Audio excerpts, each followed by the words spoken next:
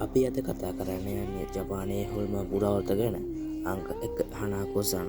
ජපානයේ පාසල්වල ප්‍රසිද්ධ භූත ආත්මයක් වන හනාකෝ-සන් පාසල්වල වැසිකිළි ආශ්‍රිත සැරිසරන කුඩා තරියගේ අවතාරයකි. ජපානයේ පාසල් ළමයින් තුළ හනාකෝ-සන් කැඳවීමේ ක්‍රීඩාවක් ප්‍රසිද්ධය. සාමාන්‍යයෙන් පාසලක 3 වන මහලෙක් ගැහැණු ළමයින්ගේ වැසිකිළි තුළ 3 වන වැසිකිළි භූමියේ හනාකෝ-සන් සිටින බව විශ්වාස කරේ. මෙහිදී ළමුන්ව 3 වන භූමිය දොරට තට්ටු කර හනාකෝ-සන් සිටී නම් මම ඉන්න බව පිළිතුරු දෙයි. ඇය එසේ පැවසීමෙන් සමග ලේතවම අතකින් කුටිය දොර විවෘත වන අතර හනාකෝ කුටිය අඳුරු කෙළවරකදී සුදු මැලි වූ මුහුණකින් බලා සිටී. ඒ සමගම එහි සිටින ළමුන් දිව යා යුතු අතර එසේ බැරි වුණොත් හනාකෝ-සන් විසින් ඒ සිටින දුර්වලම ළමයා කුටිය වෙතට ඇදගෙන යයි.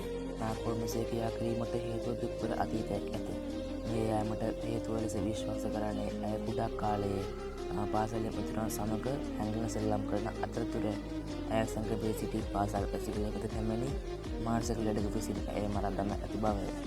වීඩියෝ එක හොඳ නම් අභිලාෂ් ගවේෂක YouTube channel subscribe කරන්න, like කරන්න, comment කරන්න.